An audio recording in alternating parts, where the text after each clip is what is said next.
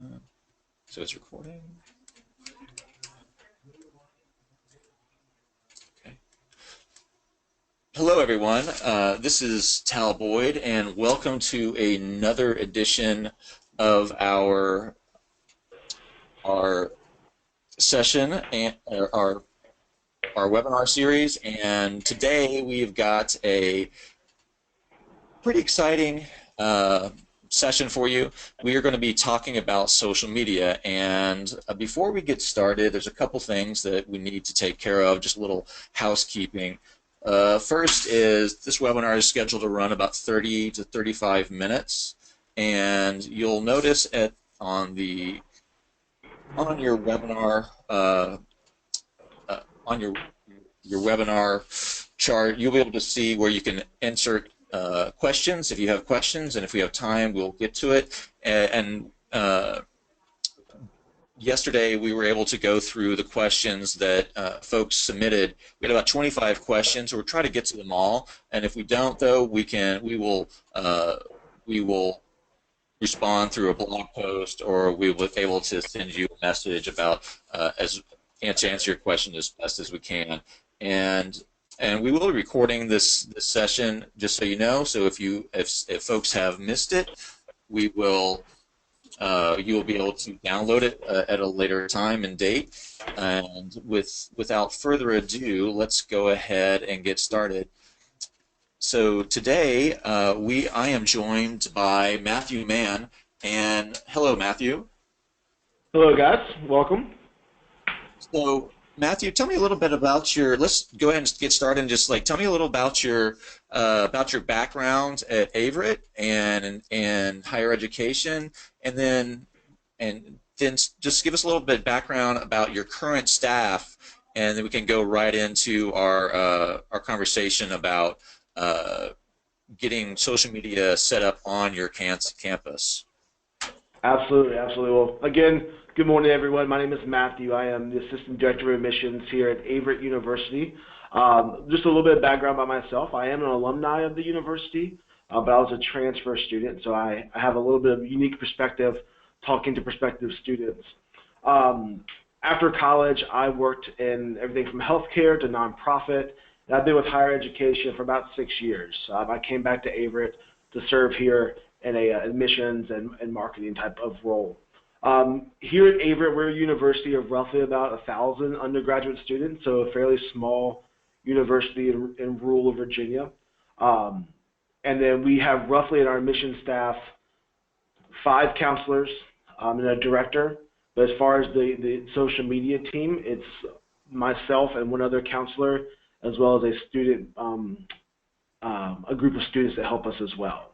So a fairly small operation, which I think some of you guys can probably relate to, and so we'd love to kind of share what we do here, and maybe something you could take back to your own team. That's great. Let's move on to the next slide. And we actually got a lot of questions about this particular topic, about keeping the campus organized. So I know, Matthew, you spend a lot of time getting people together and negotiating and kind of spreading the word about that. So why don't you start at the beginning and tell us how you got started and how you wound up where you are now. Absolutely. So roughly probably 3 years ago, myself and another young professional on campus has started seeing a lot of noise in social media regarding our university, regarding Averett's brand. And so at this time, in just an effort to help protect the brand, we decided to start getting people together to have conversations about our presence on social media. The last thing we wanted was for students, prospective students, current students, parents, alumni, whatever it might be, to do searches for Averett and come back with a lot of either dead sites or misinformation or whatnot. So we started organizing a team on campus of key players in the university. So obviously marketing departments and communication departments, admissions, athletics, our student services and engagement office on campus, as well as our signature majors. We have some unique signature majors here at Averett, so we wanted them to be part of the conversation as well. And those include equestrian studies, our athletic training program, as well as we have an an aviation major. So we train pilots. So we got all these people together and started working on policies and procedures as to how we can protect the university brand, protect the image, and just what's going to be the procedure from here forward is regarding setting up accounts or profiles for representing the college. So that's kind of how that started, and then ended up grew much bigger into actually defining policy, writing policy. And Tal, I'm not sure how much you'd like for me to go into the policy, but I'd be more than happy to if people have those questions. Go ahead, and just So yeah, so basically the policy covered everything from stylistic and branding guidelines all the way up through best practices of posting, and as well as legal obligations and dealing with conflict on social media and how we as a university would deal with negative comments or whatever that might be. So these people were meeting regularly. We defined the policy. We started meeting once a month. And to be honest with you, it took us about a good 9 months to a year to hash all this out. Just because, as I can imagine some of you guys on the call, this wasn't our main job. We all had other responsibilities. So we kind of took our time in making sure that we did this really diligently and correctly. And so yeah, it took about 9 months to a year, and we submitted it through approval through our strategic growth committees. So just wanted to make sure it was something that we as a university were going to take seriously versus just kind of everyone doing their own thing with social media. We were actually going to make it a strategic effort versus, like I said, just every office doing their own thing. So we made this policy, and obviously, as you guys can probably imagine, in the beginning there was some kind of a little bit of feedback, I guess, from staff and faculty as thinking they were going to have their profiles shut down, or people thought that we were coming after their personal profiles representing the university. That was the last thing in the world we were doing. We just wanted to educate people as to what their goal of creating a social media profile would be, helping educate them on what might be best, what are their goals in mind, which we're going to talk about as well, but just really being proactive regarding the brand and the image of the university on social media platforms. That was really the goal overall. Now, I remember you talking about creating sponsored and unsponsored or tiered accounts. Can you go a little bit more into that? Absolutely. So we decided that as a university, we only needed X number of accounts they were titled sponsored accounts, meaning these were going to be the official voice of the university, and those included the main offices, alumni hall, admissions, athletics, signature majors, people that were going to have kind of a niche audience versus something that couldn't be handled at the institutional account, something that needed to be more specialized. So that's how we created these sponsored accounts, and then anyone who had interest in starting an account that wanted to be affiliated with the university would have to go through a certain protocol in order to kind of get, if you guys are familiar with like Twitter having verified accounts, or that's kind of the approach that we took in making sure that these were accounts that were the official voice of the university. So if anyone had questions, or say, God forbid, something negative came up on another account, we could then always say, well, those aren't necessarily official accounts. Those are people speaking their own mind. So it was just a way of, again, protecting the brand and protecting the university. And then anyone else who started an account without going through these guidelines, because, I mean, you can't stop people from creating social media accounts. It's very easy to do. And so those kind of fell into an unsponsored tier where they were not recognized as the official voice of the university. So that's really where that those kind of tiers came from, because we wanted to make sure that people, if they wanted that kind of official title, to go through the proper channels. So now this team, as as the policy was created and expectations were given, this team meets probably once a quarter now, maybe a little bit more often than that, to just to make sure there's no updates need to be made, because at that point the reins kind of left myself and some of the other offices on campus and went strictly to our university marketing and communications department. They were the ones that kind of take over that policy on a day-to-day operation, but we're all still very involved in the conversations. So which groups are involved with this team now? So currently this group now is much smaller. I know you and I have talked before. Originally the group was about 10 to 12 people, getting the initial conversation started, getting kind of all the voices heard. Now this team is roughly about four people. It's currently admissions, and I represent that group. We have a group on campus that's the Community Center for Engagement and Career Competitiveness. So they're very much involved in our community engagement and community interaction.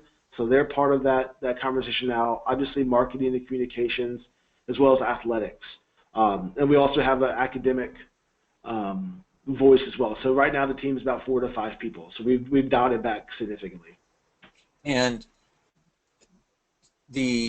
so what do you discuss when you have those meetings? And after this, I'll probably have to move you on a little bit, just because. Absolutely. So yeah, when we currently meet now, it's anything regarding anyone who is applying for a sponsored account. If that's something that we need to talk with and bring up before this group that the marketing department have questions about. Also, we talk about trends. What are we seeing in social media that could benefit higher education, that could benefit us? And I know that people have questions about Snapchat. So that's something that's come up quite significantly, quite a lot as well, as to since Snapchat can be such a different type of social media platform, how will we go about using that? And we're still kind of in those discussions now. But yeah, so that's kind of what we talk when we meet, just to see if there are any new updates. Do we need any new decisions we need to make on pending profiles, I guess, and then trends and things along those lines. I'm going to ask one more question. And did you have how was the institutional support? Did you have some top-down support on that? So our President's Council, which included everyone from enrollment through development, were very supportive, because they understood what we were trying to do in protecting the brand and creating a more central voice for the university. So we were very fortunate that we had support from day one. We had pretty much full support from the university. Okay, cool. So I'm going to have to stop you on this particular topic. We can probably talk about that forever. Absolutely. But so let's talk about planning at this point. So obviously you have the enrollment cycle, and spring is busy and the fall is busy. So I guess, with as we're talking about beginning with the end in mind, how do you think about the year, and how do you plan for the year, and where do you do all the things that need to be done in the months that you have? Absolutely. So just a little bit of background on Averett as far as our recruitment cycle. We're enrolling admissions, so we are making decisions year round. So we're very busy as an admissions office pretty much throughout the year, as well as we do most of the financial aid counseling for families. So you can imagine, for us, having time to do other responsibilities can be fairly limited. So summer is going to be your best friend. I mean, we're still working with students in the pipeline all the way through the summer, but summer is really when we start hashing out the goals and plans for our social media campaigns for the year. So those goals can be anything from driving applications. Do we want to drive accepted students? Do we want to create more traffic for the web page? Do we want to increase visits? Whatever that might be. So we've had different goals year to year. So we set those goals, and then just kind of from there, what are we looking to do? Are we looking to create more awareness for the university? Are we trying to generate leads? And I can talk about how we do how we handle those. But as far as a planning stage, that's what we do in the summer. Now, Hootsuite has been our best friend. We do a lot of bulk planning as far as the institutional voice and the messaging regarding events, scholarships, application deadlines, things along those lines. But on a day-to-day operation, we don't necessarily bulk upload our postings. So one thing that came out of our most recent planning was the use of platforms. As Tal and I have talked before, I'm very passionate about social media in the sense of everyone, I guess it's kind of a common belief that you need to have all of them. Facebook, Twitter, Instagram, Snapchat, all the above. We actually decided to kind of dial back as to where our audience is. Is our audience on Facebook? Is our audience on Twitter? Is our audience on Instagram?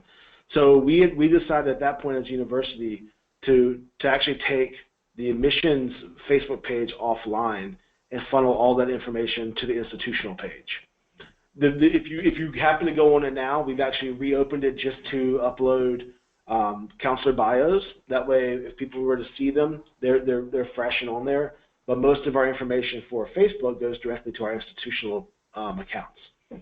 So obviously, fall is a very busy time for admissions teams. We're all on the road traveling. So that's when that bulk posting is very beneficial as far as the day-to-day operations, events, applications, those types of things.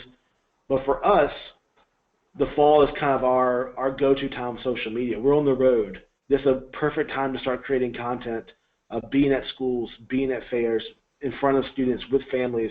So we kind of use that as a big time in creating some content. It's also regarding planning the campaign and planning what our goals are for the year. Obviously, current trends are something we follow very closely. That's why things like Snapchat have come up. Those are where you guys may have started reading about things like Twitter fatigue, or how's Twitter doing, what's our goal going to be there. And so that's kind of as far as summer planning, Tal. That's really where we go with that. Yeah. So there's a couple other points that we talked about before. You had made a really good point of the fact that in admissions, you're not working with an institutional account where you have followers for days, and once people enroll and once they become a part of the family around campus, you that they become part of the institutional account. But for admissions, you're developing a new set of followers every year. So absolutely. Can you talk about the strategies that you use for that? So yeah, definitely. So that's something that we early on we kind of came to a realization that admissions profiles, our audience is prospective students. So after move-in, we're kind of, our goal is to actually create a whole new group of followers. So what we do with that, again, the fall is our best time for generating leads. So when we go out on the road, we're not afraid to talk about social media platforms, tell students that's where they're going to get everything from updates on new events to photos of campus culture to all those types of things. So when they're in front of you is really the best time to, I guess, make that sell in the sense of, hey, feel free to pull your phone out and follow us right now. Also, all of our social media accounts are listed all over our materials that TWG does, as well as business cards, and also with search name purchases early on early in the cycle, we will actually send, we'll do a whole campaign around our social media followers. So early emails going out to inquiries, just saying, hey, this is where, if you want to get updated information, this is where you see this. So those are some strategies that we use to create new followers. But also, what's been huge for us is events. So when you have students on campus, we actually will do everything from live feeds of Instagram and Twitter accounts of hashtags. So when they're actually sitting in front of you, That's a great way of plugging those social media accounts, and that's when we'll see a lot of uptick in traffic and followers regarding our around our events. And you said something earlier as well about auditing your, or maybe not necessarily auditing, but going back like once every 3 months or so to see how, maybe it was even more quickly than that, to see how the acquisition was holding up The acquisition of of new students. yeah, so I mean, analytics and data are going to be your best friend. We can talk about that in a little bit more detail later on. But what we do is it's very easy for us, being such a small school, to see on a daily basis our followers, if they're current students, prospective students, or we don't know. So we do kind of an audit every couple weeks of just going through followers and seeing where we stand. Obviously, we're still going to continue posting whether we have followers or not, because a dead social media profile is probably the worst part of any social media platform or campaign. But yeah, we'll do weekly audits on making sure this just to see where we are in followers, and TWG has been huge with us in that and helping get that data over the years. Awesome. Let's. So this is something I know you're passionate about, the admissions voice, and I know we got a bunch of questions about this as well. And I think the one that really stands out to me was one about, should the admissions account be separate from the institutional account? And I know you have an opinion on all of this, so let's Absolutely. talk about that. So first and foremost with the voice, as Tal mentioned before, I'm very passionate about this. As a Earlier when we started this kind of journey in social media, we kind of did an audit of the accounts all over that represent Averett.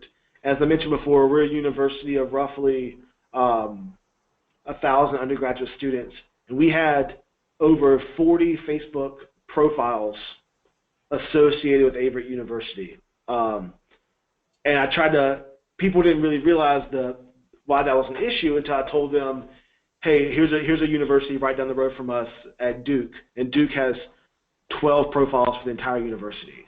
And so at that point, it was kind of really opening up, oh man, we do have to dial these back. But for me, what I was so passionate about was the unique voice that each profile had to have, or each platform had to have.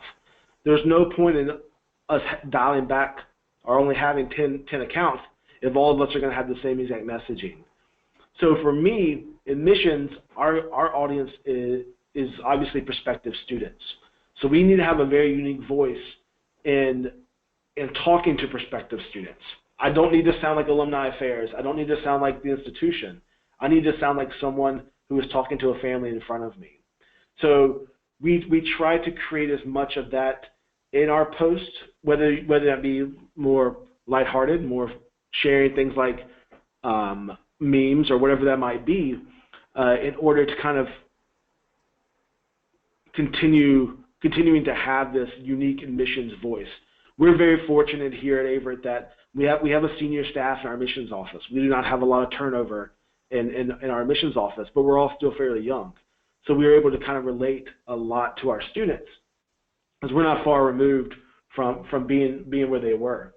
So for us, another way that we really started creating this admissions voice, the student-minded voice, was using our students as ways of creating content.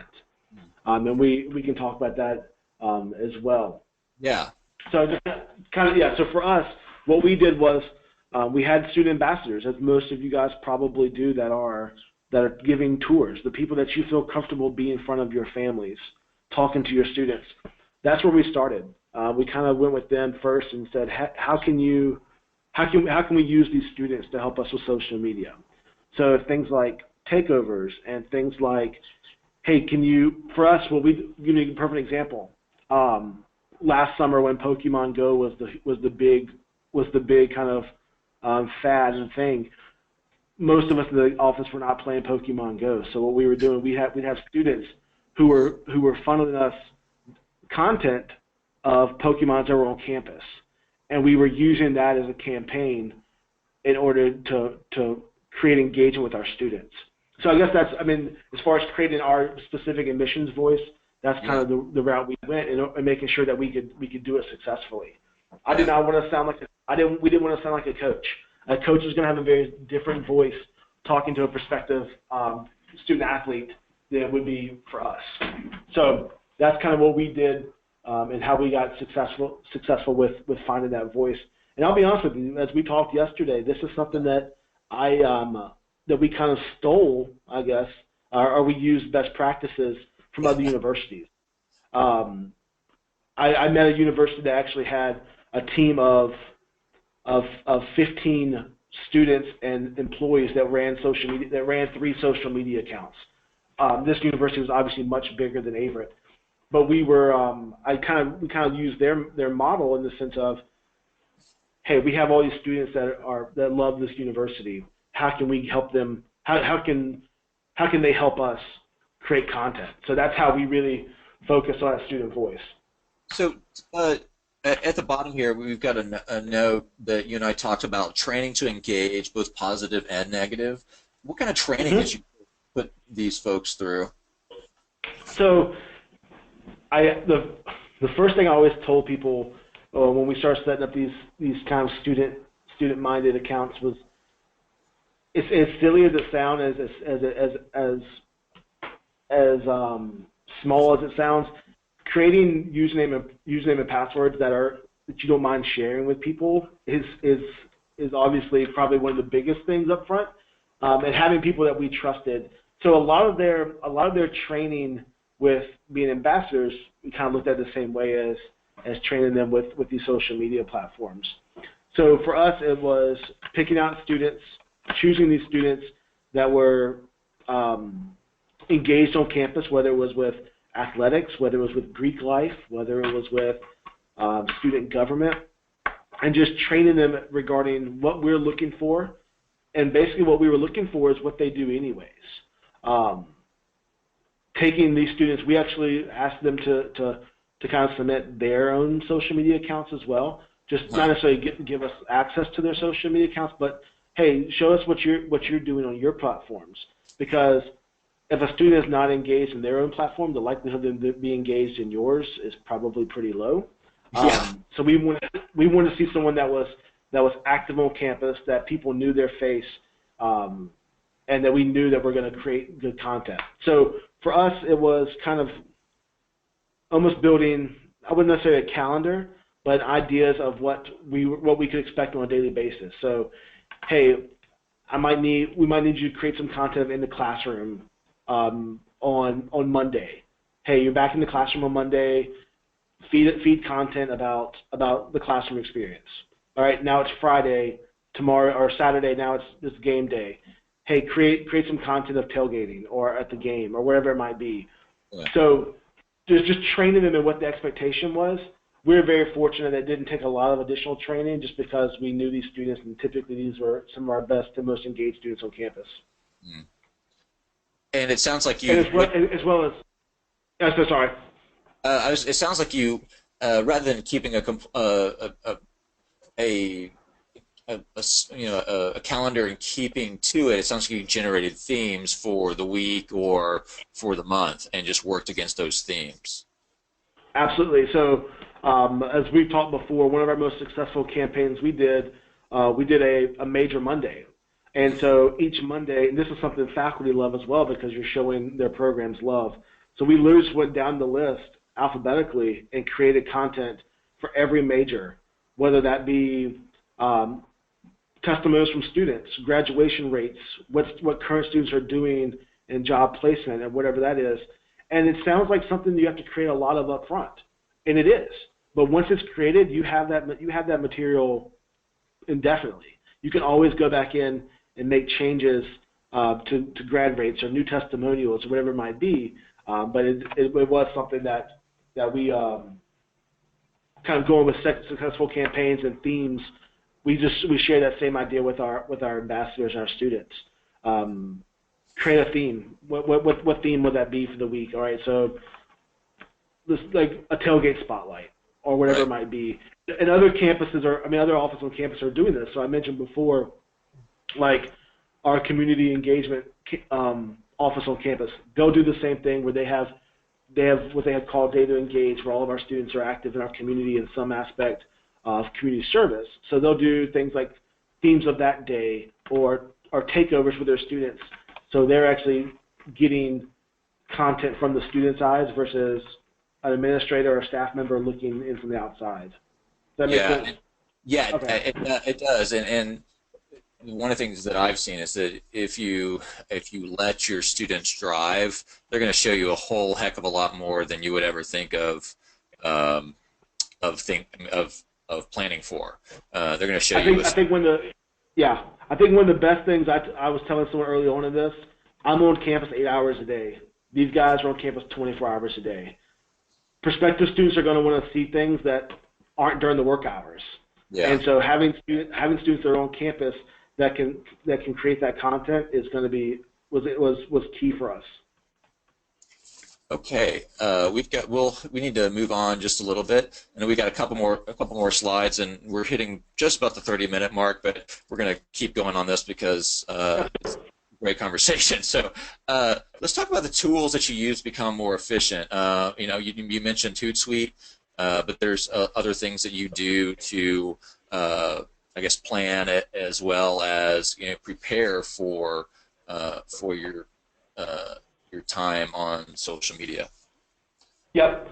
So obviously, as mentioned before, Hootsuite was key in helping us just stay on track with posts. It's so easy just to go in and link your accounts and just say, all right, we know at this point in the funnel, this is what we need to be pushing, and so creating those action steps and content over the summer were key for us.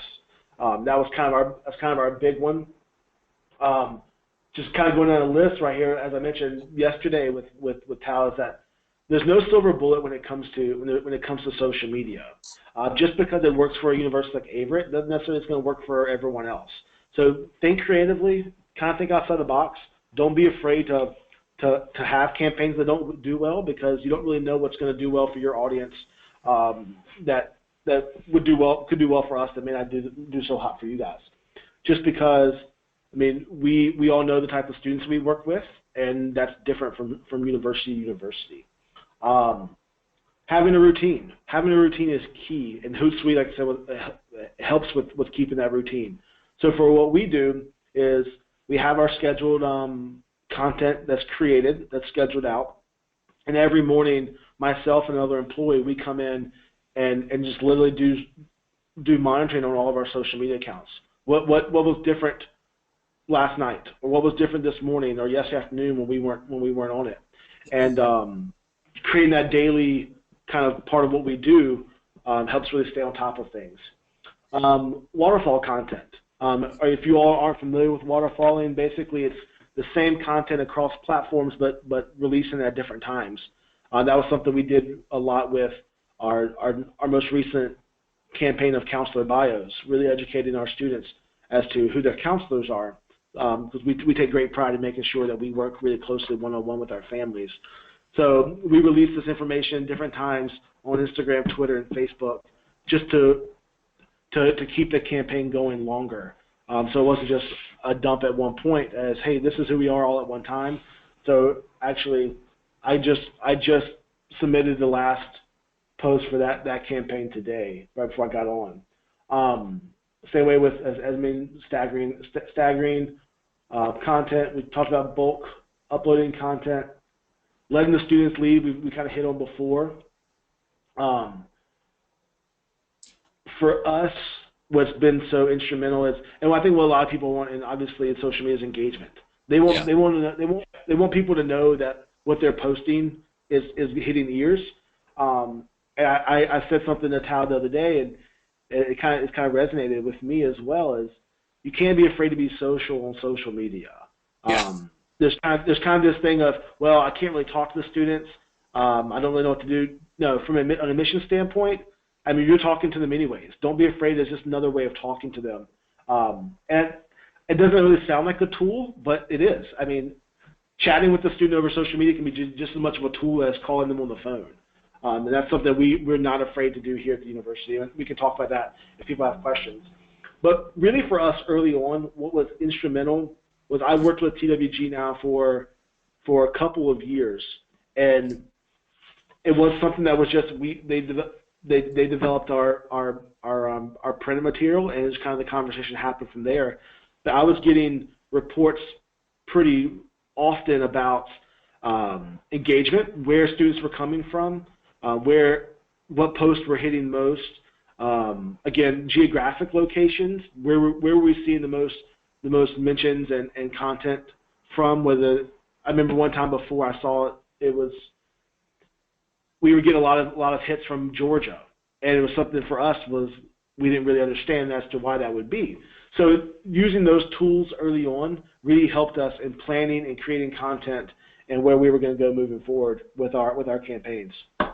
Actually, it's kind of segues using data to inform the content, and here I think that, and this is something that I can talk quite a bit about just because I do these all the time. So running an audit to establish benchmarks on your campaign. On the next slide, I can walk people through how to run an audit as you begin your begin your year and your planning.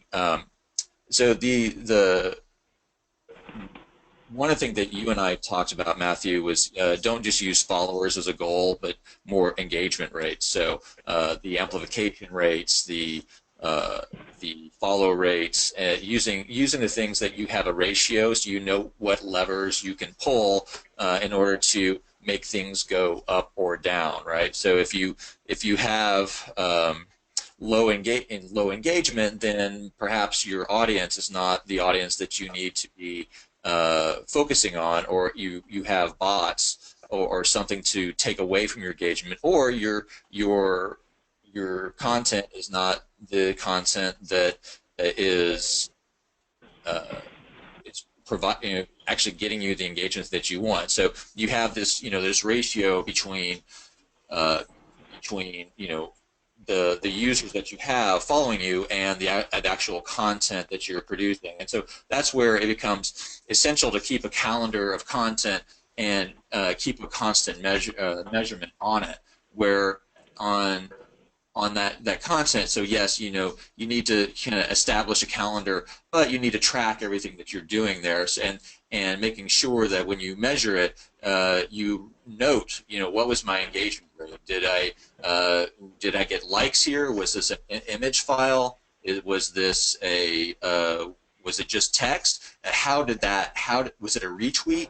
Often when schools retweet something that comes from athletics, for example, you're going to get a higher engagement rate because, let's say, if it's a student that just accepted to Averett, they're continuing their lacrosse career at Averett, you're going to get a lot more retweets because of that, because obviously athletics is a big draw. You and I talked about the fact that goals can stay the same from year to year, but what I found particularly interesting was that you were saying that there was a pipeline of new followers and developing that pipeline, and we talked about that a little bit earlier. Keeping students engaged across the campus, across the channels, from business cards to pubs to travel, the travel brochures. So making sure, and then finally that acts to say, hey, when you're talking to a student, why not just get your phone out and follow us at our school in order to get them on right there, and then you can. Absolutely. So you can get them to tell them, like, hey, this is where you're going to find out the most about campus, because we have takeovers, because we have student ambassadors who are going to show you what life is really like on campus. And then we talk. I kind of jumped the gun a little bit, but this is where we were talking about the auditing your acquisition strategy. I mean, so how well are those things doing? And that's something to put into your data as well. So how well did this how effective was this in meeting the goals that I wanted to reach. Um, so Matthew, do you have anything that I just talked through talked through that? But is there anything that you No, want no, to add on that? no. I think all that kind of those types of things are key for us because I mean early on we did everything from define competitors and kind of do an audit of our competitors as to what they were doing, what was being Yeah, successful, and what we found successful. Also, something that's really easy to track as far as data goes, and it's not something you need special software for. When we did this original planning and policy making of social media, we went in and defined a list of institutional hashtags. These are yeah, what these hashtags mean. This is when you use them, and we educated everyone on those. And so those are really easy to track. I mean, it's literally just a click, and you can see the engagement that those hashtags have. And so that's an easy way for people without getting, if they're not really data driven or don't really want to get into the weeds of data, it's an easy way just to track things. yeah. That's a good point. And so that leads us into the our next slide, benchmarking, and this is something that I do, again, as I said before, like I do often here.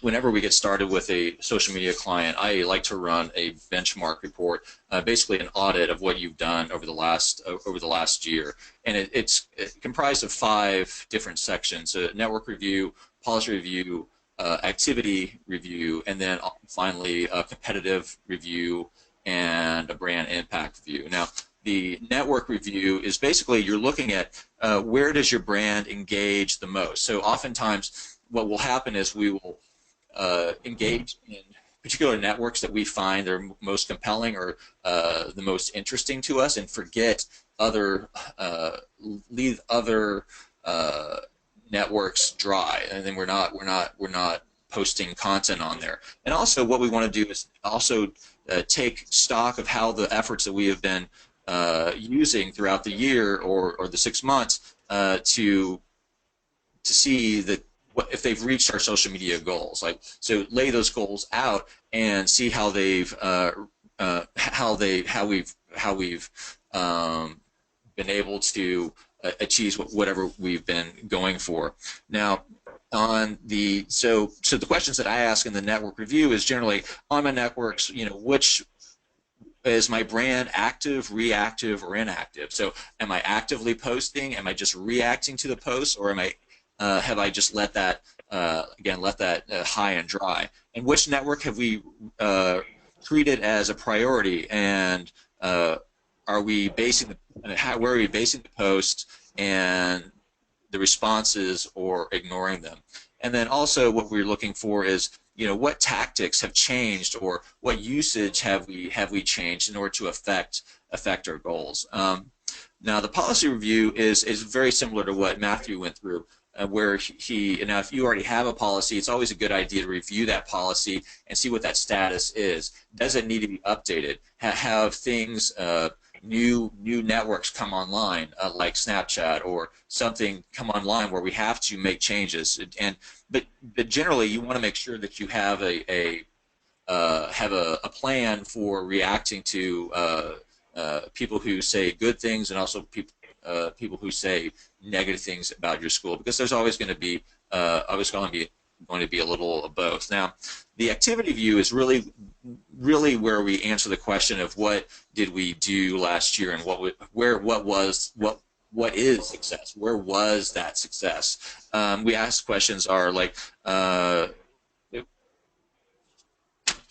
were the goals for the previous year? What is the definition of good results? And that's something that we always get questions on. Like, what is the definition of good results? And it's hard to tell if you don't have something to measure against. So what we'd like to do is look at the previous year engagement and say, okay, so and if you have set up goals beforehand, we look and see, okay, how have you reached those goals? Have you gotten the likes? Have you gotten engagement from the students that you want to respond to you? And also, we like to look at Google Analytics to see if people are actually driving traffic to, traffic to your website. So we take a pretty much comprehensive approach. We look at the entire ecosystem of the website, and then finally the competitive review. Generally, we take 3 to 5 competitors and see what your peers are doing. And I like to, and Matthew, you and I talked about this before, where the competitor, you need to keep apples to apples, because a small school is not going to be the same as a larger school with a lot of that has a lot of interns on their site running their social media projects. So you need to keep the size of the school the same, so you make sure that you're getting your again like keeping apples to apples. It's always good to have one or two other schools to learn from, and the most important thing there is if you can target a larger school or look at a larger school, you can learn a lot from what they're doing, and then learn how to scale what you're doing to what they're doing, or do a smaller version of that. It also tells you where you are performing, overperforming or underperforming. But so laying those out there, you can see that on our 2x2 square, we can see that our responses are up or down from those competitors. And then finally, this is more general brand impact, which is you're looking to see if you have if your social media is aligned with your institutional values and goals. Are you saying the things that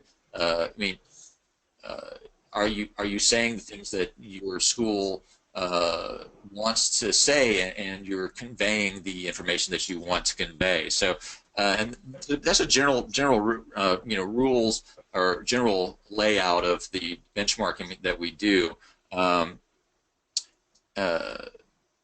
So let's see if Matthew, do you have anything to say about that?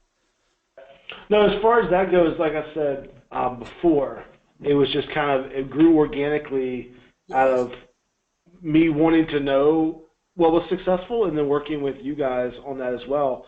I think it's key for people to realize too that there are ways that they can track these on a day-to-day basis. Yeah. And making sure that what they're doing is worth the time. And it's not as hard to get that data as people might imagine it to be. That's a really good point, because you can use your native accounts to get a whole heck of a lot of data. The engagement rates. You can also see, like, often we'll have schools that will promote use boosted posts and that sort of thing. That's something else you do want to consider, is that for a long time, when social media got started, like there wasn't a lot of advertising. Now advertising is a key component of your social media accounts, and it's something to consider. Absolutely. So we are running a little bit over, and so what I wanted to do is see if there's anything to go over. Now, something that someone did bring up, and we can discuss this, is that when you and I talked about, someone mentioned blind spots yesterday. So if you had one key takeaway for like if you could go back and say, tell yourself what you learned, what would you how would you approach that? Yeah. So for me, if I had one key takeaway in kind of starting this journey, it would have been to not necessarily try to jump into everything at once. For me, we kind of took a mindset of we need to have a Twitter account, we need to have a Facebook account, get Alumni Hall to start a LinkedIn account. Let's make sure we do this as well. But in retrospect, I would have gone back in and said, all right, let's focus on a Facebook account and do it really well first. Mm-hmm. Or either Twitter, whatever it might have been. So for me, looking back over this, our social media accounts have been fairly successful, but I would have gone back in early on and focused efforts on one or two versus trying to do them all. I think as a marketer, early on, I didn't recognize social media as being this kind of living, breathing um, entity, which it very much is, and it's very obvious that it is. And so I kind of stuck these concrete rules of marketing as far as like print and things on those go, but it's not necessarily the same world. So sticking to one, doing one very well before focusing on another. And for those who are looking to focus on one, I think the best thing to do is it's just it sounds like a no-brainer, but where is your audience? I mean, is your audience engaging on Facebook? If they are, then that's where you focus your efforts. Is your audience engaging on Instagram? Then that might be. I mean, you can obviously look at trends and data as to what age groups are using what social media platforms, which is all well and great. But again, at the end of the day, it's where is your audience, not necessarily where everyone tells you your audience is. Yeah, that's a good point. Now, we do have a question. Uh, what about reposting related posts? I think you and I covered this a little Yeah. bit to bring content to the school pages. I think that what do you think about reposting related posts to So drive content? yeah, absolutely. So for us, like reposting is a huge part of what we do. I think it's just keeping in mind when reposting as to again who's your audience and is it something that's going to be beneficial to them. So versus say it's the institutional post. Say we want to celebrate the basketball winning the conference championship. Okay, so for me, reposting that is going to be key, but I need to create additional content as how this is going to impact a prospective student. Some of Yeah. them may just want to see it, which seeing that content is going to be enough for them. But somebody might want to say, I'm not an athlete, how's this going to affect me? And creating content that might allow a student to see themselves in the stand celebrating the victory with them or whatever it might be. That's the way we approach sharing content amongst the university. For Yeah. us, as well as reposting other like news articles or whatever it might be, I think it's a great strategy. Just being cautious to make sure that it represents your university and what you're doing. So for me, sharing content during the financial aid time, as far as statistics that support what we are trying to do, have been key for families as well. So yeah, we have no problem resharing content. We encourage it.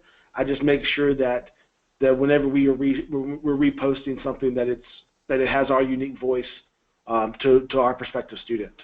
And that's a good point too. The other way to change, I mean, change it up is, I think we mentioned before, or in a previous slide, massaging the content to match that voice, and also you can uh, change the content up, so like 3 or 4 versions of that content, and just say it in a different way, so that you can get more length out of it. So you can get more. So it can be you can post one today, one tomorrow, one next month, so you can keep that content flowing.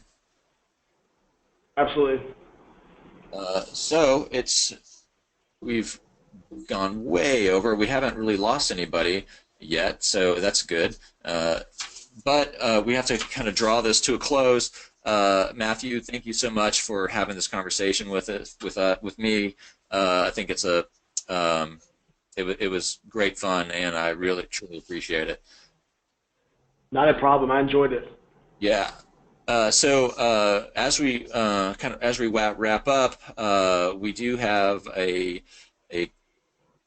an event coming up next month, getting the most of your out of your EMP, which is a CRM, and we'll be talking to the president of the CRM division for EMP.